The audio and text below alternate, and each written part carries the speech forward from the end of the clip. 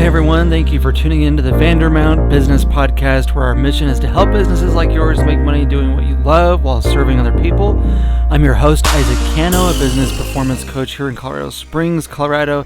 And in this series, we've been talking about the importance of clarifying your offering, your product or your service, to make it easier for customers to understand what you do and to purchase from you. And one of the biggest mistakes that business owners and entrepreneurs make is assuming that just because they understand how their product or service works, why it's important, how their customers can use it, their customers are going to understand it too. But here's the truth. If your customer is confused about what it is that you're offering, they will not purchase from you. Okay? Customers want to feel empowered, they want to feel educated, and they want to be confident that they know exactly what they're buying. So lowering that confusion barrier as much as possible is absolutely vital if you're going to sell more of your products or services. And in today's podcast episode, we're going to ask the question that I call the story question. And as we've said before, when you ask powerful questions, you get powerful results. And if you want to clarify your offering in a way that helps you reach more customers and increase your sales, then you need to keep asking those powerful questions. So here it is. The story question says this: what inspired you to do what you do? What inspired you to offer that product or service? Now, I know what some marketing gurus might say about talking about yourself. They'll say, well, it's not a good idea to talk about yourself on your website or on your social media, that you shouldn't make your brand or your messaging all about you. And to a degree, they're right.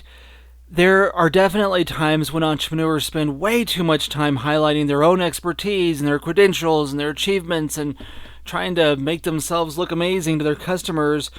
And when that's the case, when your messaging becomes, almost kind of has like this egotistical, self-centered vibe to it, then yes, I would agree. Don't talk about yourself.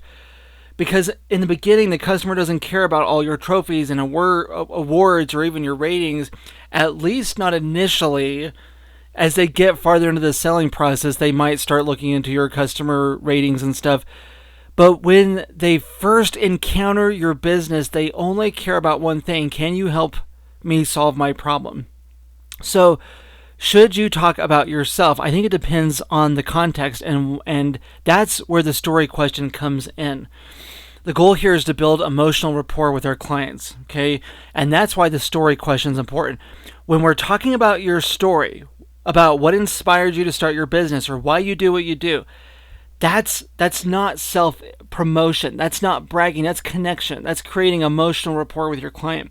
Because the moment you open up and share the real reason behind, why you started your business, that the passion that fuels you, the pain that you wanted to solve, or the problem that you experienced firsthand, your customers are going to lean in and say, wow, I can relate to that. Wow, that sounds a lot like my story. And that emotional rapport begins to build. And when they can see themselves in your story, when they feel emotionally connected to the journey that led you here, it builds a bridge of trust between you and them. So yes, I absolutely believe in answering the story question. Tell your customers what inspired you to do what you do. Share it honestly, communicate it clearly, and share it in a way that's relevant to the customer's pain or their desire or their need. So the key here is to keep the focus on why your story matters to them, not just what you've accomplished, but what you've experienced and have had to overcome that now enables you to help them, all right? This is where storytelling becomes a powerful business tool, not for self-glorification, but for building trust, for creating emotional engagement, and showing your customers that they're not alone, okay? Now, we talked about this a little bit in the previous podcast episode. Our goal isn't just to show our customers that we're competent and capable. We also want to build an emotional connection with them. We want to create an emotional bridge that makes them feel good about buying what we have to offer. And here's the deal. There are both powerful and poor reasons that business owners often share as part of their story. A poor reason I often hear from people goes something like this. They'll say, I was tired of my corporate job and I wanted to make money working for myself and controlling my own life. That may be true. And it's actually a good motivation for you to start your own business. In fact, I've worked with a lot of entrepreneurs who spent years working full-time in careers where they felt burned out. And that burnout becomes the driving force that compels them to launch their own business. And yes, there's a lot of freedom and control that comes with your own business, being your own boss.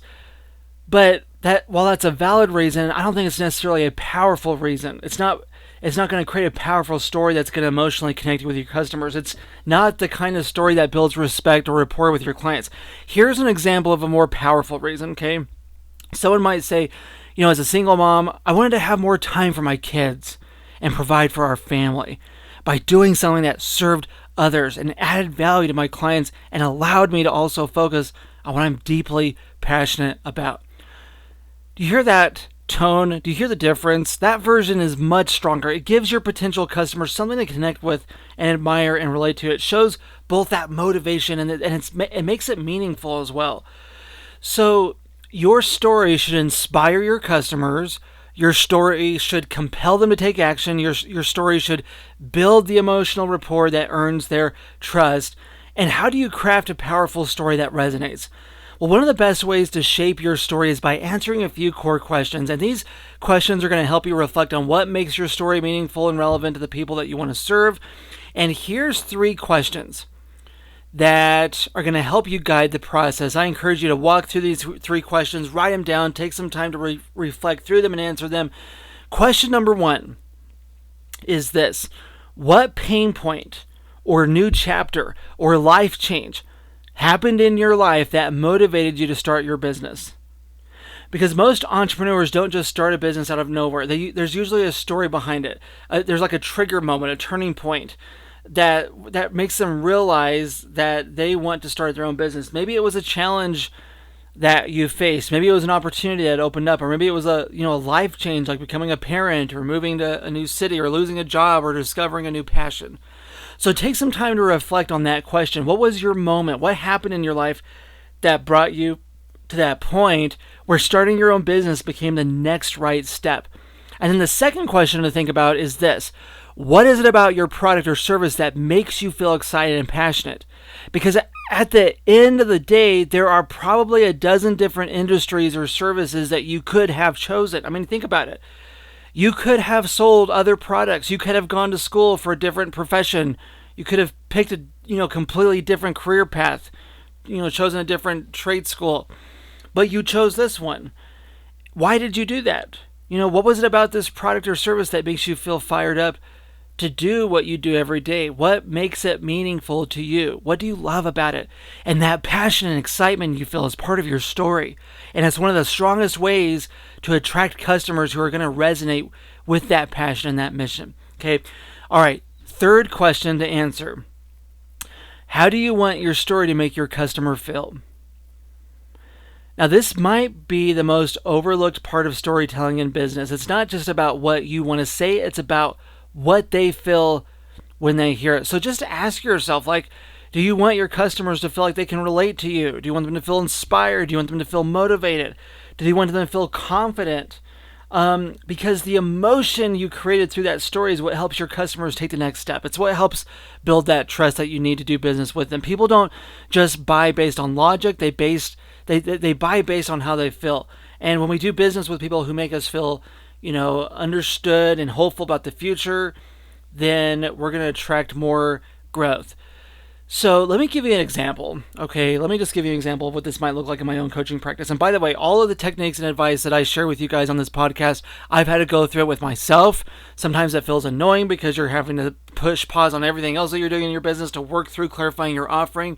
But I've done this myself, and here's what an example might look like for my story, okay? So this is a true story. When I was growing up, me and my sisters loved to help neighborhood kids with their lemonade stands.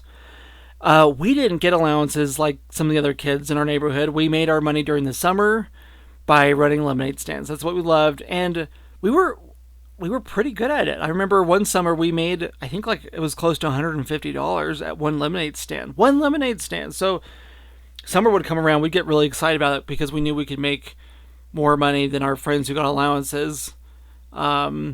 So whenever me and my sister saw other kids trying to have a lemonade stand and struggling in it, no one was stopping for them, there was something inside of us that really wanted to help. So we would offer to help. We'd go stand on the street corners. We'd wave drivers down and get people excited about stopping and buying lemonade.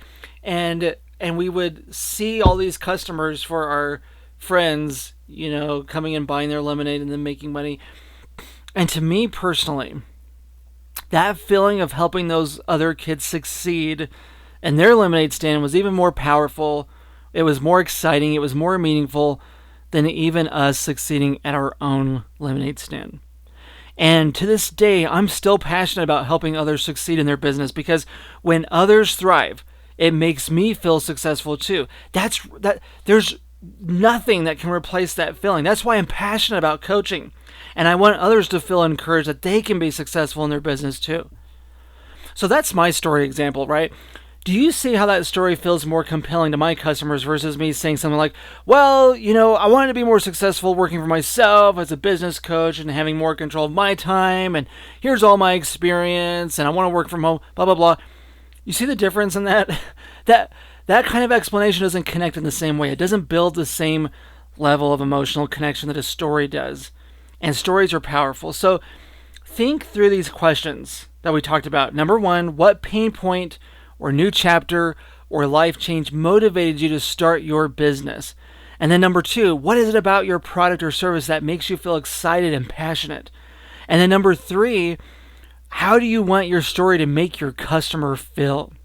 So take some time to think through those questions and really clarify the answers to your customers. I always remember hearing a story at the Global Leadership Summit that me and my wife attended. They shared this story of a woman who, she was going through a really difficult divorce, really challenging time in her life, and was trying to support herself and her kids. And she wanted to have a job that was flexible enough for her to spend time with her family, but also make enough income for them to survive. She didn't have a college degree, and she knew that going back to college, it would be expensive and time consuming, and she just didn't know what she was going to end up doing. Well, while she was looking for something, she began to supplement her income on the side by baking pies using her grandma's recipe. Her grandma had this reputation for having the best pies around. People were always requesting them for family reunions and gatherings. So this woman thought that she would bake some pies and offer them for sale just to help them make ends meet. Well, that really took off. I mean, people loved them.